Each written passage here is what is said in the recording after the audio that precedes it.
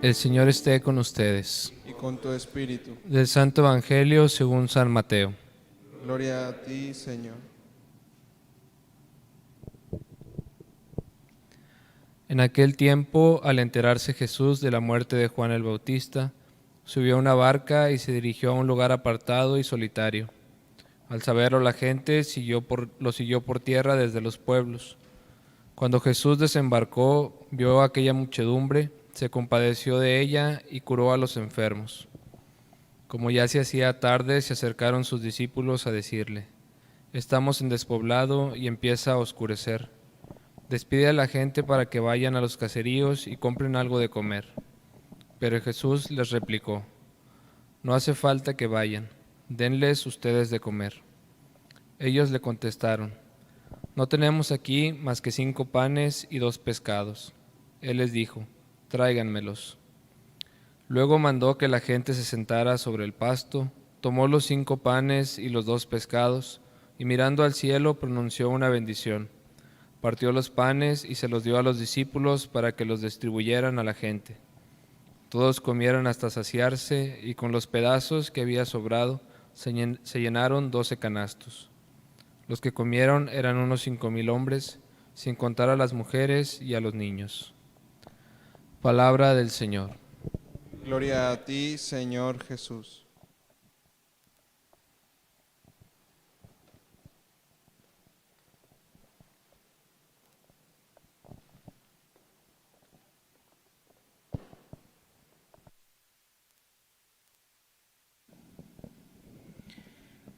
Bien, hermanos, pues estamos el día de hoy en este 18 domingo ordinario, y la palabra de Dios en su Evangelio nos narra uno de los milagros pues más conocidos y más significativos del Evangelio.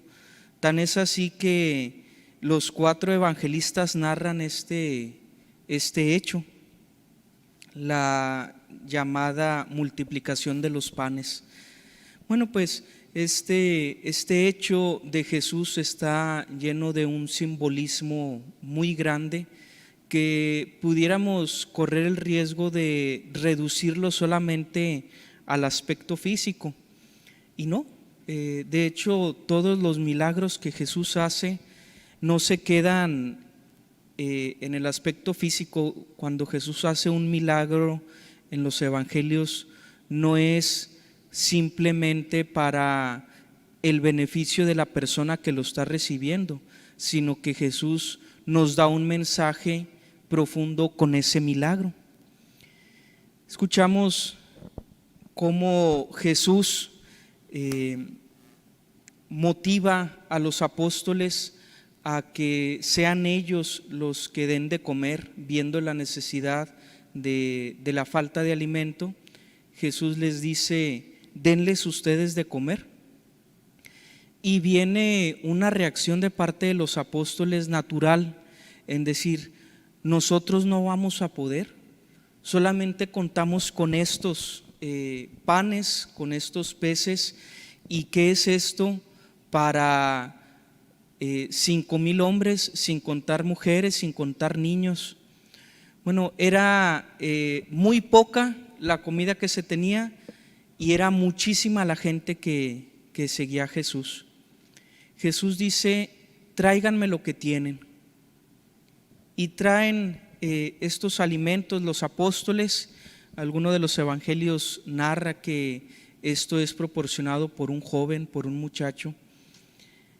Y después Jesús se encarga de hacer la oración y lo que llamamos la multiplicación de este alimento, para después distribuirlo entre la gente.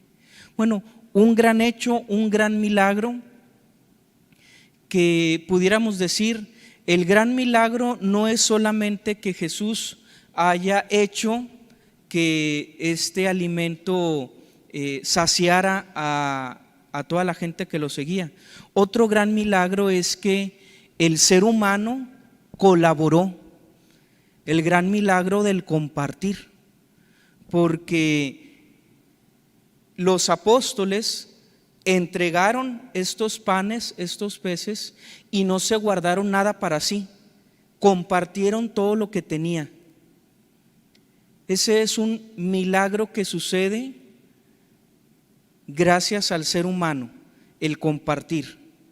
Y el milagro que sucede gracias a Dios es la transformación o la multiplicación de lo que hace el ser humano.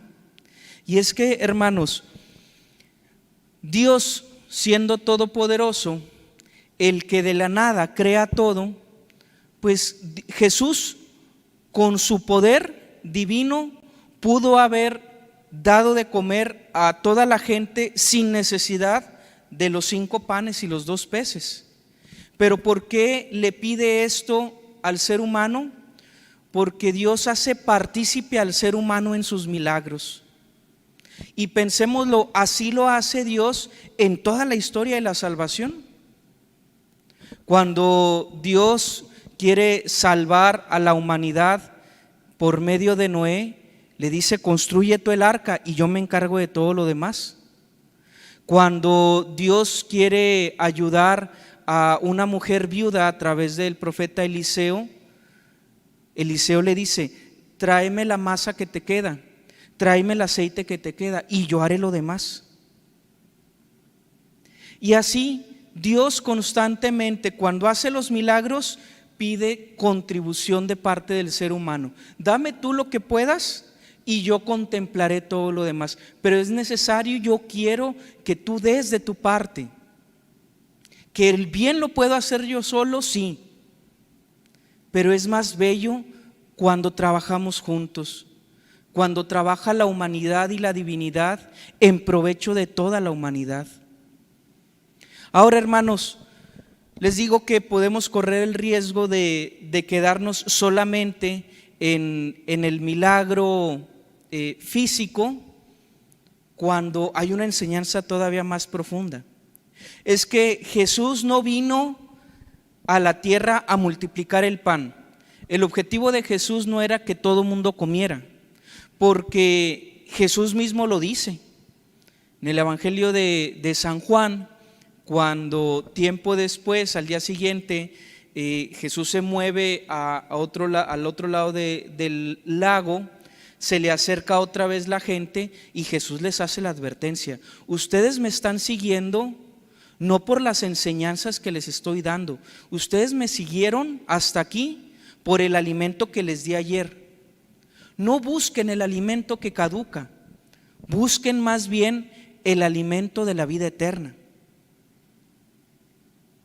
Jesús, cuando resucita o revive a su amigo Lázaro, o a la viuda, al hijo de la viuda de Naín, o a la hija del Jairo, no lo hace solamente para que recibiera el beneficio quien falleció, porque después de cierto tiempo volvieron a fallecer estas 3 personas.